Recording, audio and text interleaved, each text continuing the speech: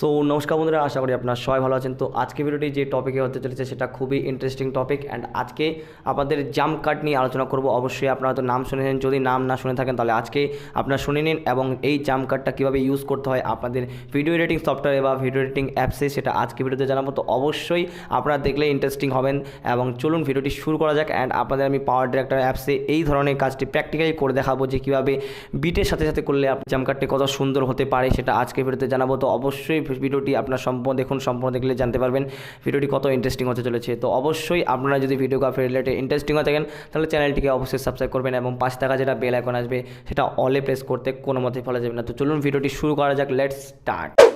তো বন্ধুরা, যেমনটা দেখতে পাচ্ছেন আপনাদের আমি বলেছিলাম যে পাওয়ার ডিরেক্টরে আমি একটা ভিডিও নিয়ে আপনাদের আমি দেখাবো যে একটা প্র্যাকটিক্যালি কীভাবে করতে হয়, জাম্প কাট কীভাবে ইউজ করতে হয় আপনাদের আজকে ভিডিওতে জানাবো। অ্যান্ড দেখতে পাচ্ছেন আমি একটা অডিও নিয়ে নিয়েছি, একটা ভিডিও নিয়ে নিয়েছি। দেখতে পাচ্ছেন দুটা লেয়ার রয়েছে অ্যান্ড যেটাতে আমি প্রথমে ভিডিও ইউজ করছি অ্যান্ড তারপর অডিও আছে। তো জাম্প কাট ইউজ করার জন্য প্রথমত বিষয়ে আপনাদের যেটা বলেছিলাম, যে কাট এবং এল কাটের যেটা ভিডিও আছে সেটা যদি আপনারা না দেখে থাকেন তাহলে অবশ্যই আপনাদের আই বাটনে আমি লিঙ্ক দিব, সেখান থেকে আপনারা সেই ভিডিওটা দেখে আসুন। অ্যান্ড সেই ভিডিওটা দেখে আসার পরই আপনাদের জানাবো যে জাম্প কাট কী। জাম্প কাট প্রথমত অবস্থায় আমি অডিওর সঙ্গে কোনো কিছু যাব না। জাম্প কাট দেখতে পাচ্ছেন একটা টাইম স্পেন্টের কথা বলা যায়, আপনি যেমন টাইম অতিবাহিত করেন এরকমই কিন্তু একটা এই জাম্প কাটের উপর কিছুটা বলা যেতে পারে।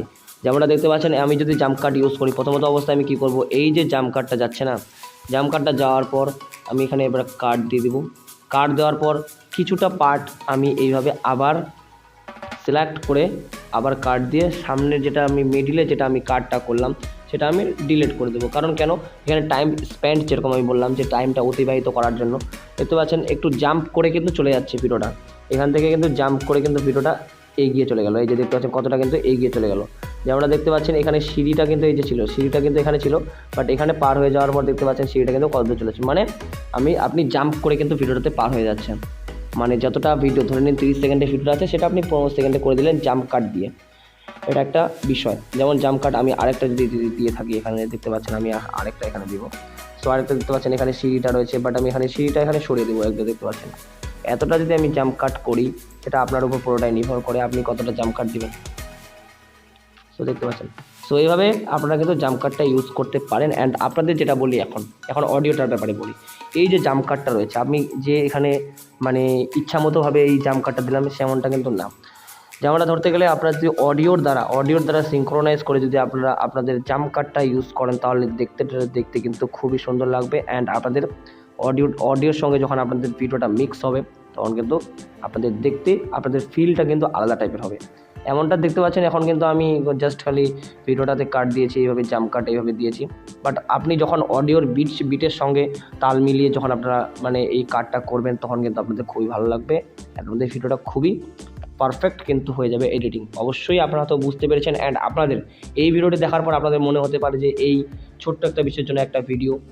তো আমি আপনাদের একটা কথা বলতে চাই যে এই ভিডিওটা ছোট্ট হতে পারে, টপিকটা ছোট্ট হতে পারে, বাট এই ছোট ছোট বিষয়গুলো নিয়ে কিন্তু বড় কিছু করা যায়। তো অবশ্যই আপনারা এই ছোট ছোট বিষয়গুলো মাথায় রাখতে হবে এবং এই ছোট ছোট বিষয়গুলো নিয়ে কিন্তু আপনারা মুভি এডিটিংয়ে যে কোনো মুভি এডিটিংয়ে আপনাদের মুভি অথবা শর্ট ফিল্ম যেগুলো এডিটগুলো রয়েছে সেগুলোতে কিন্তু আপনাদের কাজে আসবে।